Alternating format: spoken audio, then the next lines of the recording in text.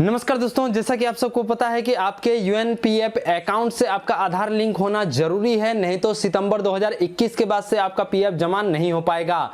लेकिन दोस्तों अभी अधिकतर लोग जिनका आधार लिंक नहीं है उसका एक ही कारण है कि उनकी पीएफ डिटेल इनकरेक्ट है।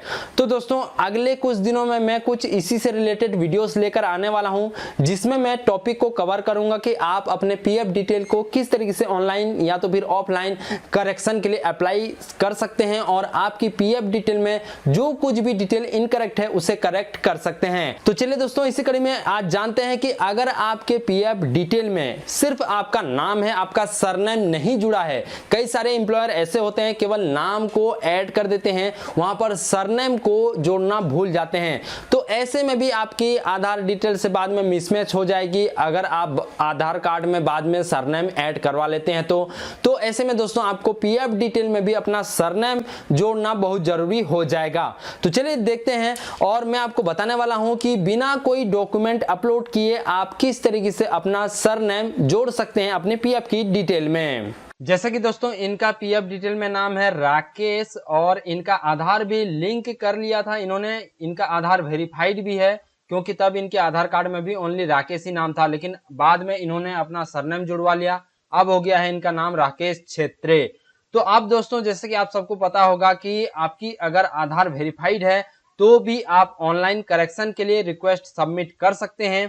तो यहाँ पर चलिए मैं अब सरनेम इनका ऐड करके बता देता हूं कि सरनेम जोड़ने के लिए यहाँ पर किस तरीके से एप्लीकेशन सबमिट करना है, रिक्वेस्ट सबमिट करना है, क्योंकि इनका डेट ऑफ बर्थ और जेंडर बाकी सब ओके है, सेम है एज पर आधार, केवल इनको सरनेम यहाँ पर जुड़वाना पड़ेगा इनकी पीएफ डिटेल में। तो दोस्तों पीएफ डिटेल में करेक्शन करना है तो इसके लिए ऑनलाइन आप यूनिफाइड मेंबर पोर्टल पर मैनेज बेसिक डिटेल ऑप्शन पर जाकर रिक्वेस्ट सबमिट कर सकते हैं।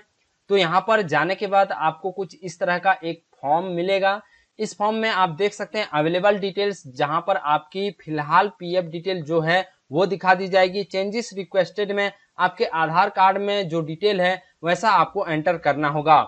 यहाँ अगर आपका आधार नंबर नहीं है तो आधार नंबर एंटर कर लीजिए, और जैसा कि इनका नाम में करेक्शन करवाना है तो राकेश छेत्रे इनका पूरा नाम एंटर कर लेता हूँ। डेट ऑफ बर्थ सेम है तो वही एंटर कर लेता हूँ, और जेंडर भी यहाँ पर सिलेक्ट करके उसके बाद सिलेक्ट एम्प्लॉयर में जिस एम्प्लॉयर से इस रिक्वेस्ट को अप्रूव करवाना है उसे सिलेक्ट कर लेना है और अपडेट बटन पर क्लिक कर देना है। उसके बाद यहाँ पर इस पॉपअप मैसेज में कंफर्म डिटेल में आपकी डिटेल बता दी जाएगी, यहाँ पर आपको यस बटन पर क्लिक करना होगा।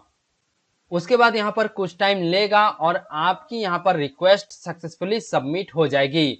और यहाँ देख सकते हैं चेंजेस रिक्वेस्टेड सेव्ड सक्सेसफुली लिखकर आ गया है। यहाँ पर दोस्तों प्रेजेंट स्टेटस में पेंडिंग एट एम्प्लॉयर लिखकर आ रहा है। आपने जो एम्प्लॉयर को सिलेक्ट किया होगा उसके पास ये रिक्वेस्ट जाएगा और उसके द्वारा अप्रूव कर दिए जाने के बाद ये आपके पीएफ फील्ड ऑफिस में जाएगा। तो इसलिए जितना जल्दी हो सके आपके एम्प्लॉयर को भी बोल दीजिए वो जितना जल्दी हो सके अप्रूव कर दे, ताकि पीएफ फील्ड ऑफिस में भी जल्दी से जल्दी पहुंच सके आपकी रिक्वेस्ट, और वहां से अप्रूव हो जाने के बाद आपका सरनेम जुड़ जाएगा। अब दोस्तों कुछ दिनों बाद इनके यूएन नंबर से मैं यहाँ पर लॉगिन कर लेता हूँ यूनिफाइड मेंबर पोर्टल पर। यहाँ पर साइन इन बटन पर क्लिक करते हैं, यहाँ पर लेटर कर देते हैं। अब देख सकते हैं दोस्तों इनकी जो चेंजेस रिक्वेस्ट थी वो अब सक्सेसफुली कंप्लीट हो चुकी है और यहाँ पर अप्रूव कर दी गई है। इनका अब सरनेम भी जुड़ गया है। अब आप देख सकते हैं नेम इनका पूरा आ चुका है, राकेश छेत्रे।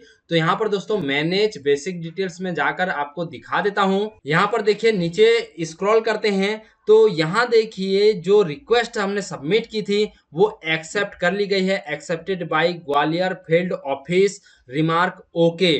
तो इनका जो पीएफ ऑफिस है वो ग्वालियर में है, तो ग्वालियर पीएफ ऑफिस द्वारा एक्सेप्ट कर ली गई है। जिसके बाद यहाँ पर जो है इनका सरनेम भी जुड़ चुका है। और इसके लिए देख सकते हैं आप डॉक्यूमेंट में NA लिखा है क्योंकि हमने कोई भी डॉक्यूमेंट अपलोड नहीं किया। तो बिना डॉक्यूमेंट अपलोड किए केवल आपके आधार नंबर से ही आपका सरनेम जुड़ जाएगा।